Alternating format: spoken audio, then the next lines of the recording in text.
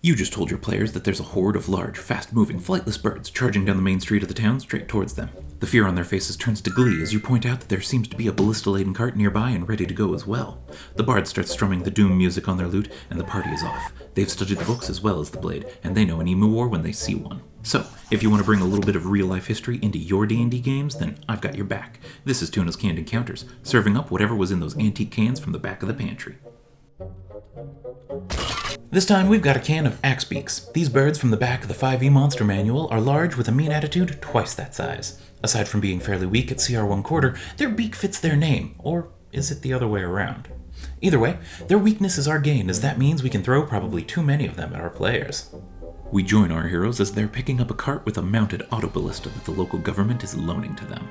Things have been tense in town since the axe beaks first appeared, and with no other options, the people have turned to adventurers for help. As everyone piles in, the ranger cracks the reins and the group takes to the streets. It doesn't take them too long to find the first group of these birds, and the autoballista works perfectly. Unfortunately, our heroes don't see the other group of axebeaks about to ambush them from a nearby alleyway. With a beastly cry, our heroes are caught off guard at the surprising level of tactics that these birds seem to be employing. A chase through the streets breaks out with our heroes fighting off the birds as best they can. At one point, the autoballista jams and the rogue has to make some hasty repairs while the fighter and wizard keep her safe. As they round the next corner, they're confronted with a new wave of these creatures, and things are looking grim. With a knowing nod and a crack of the reins, our heroes charge forward, determined to free this town from the terrible talons of these aggressive avians.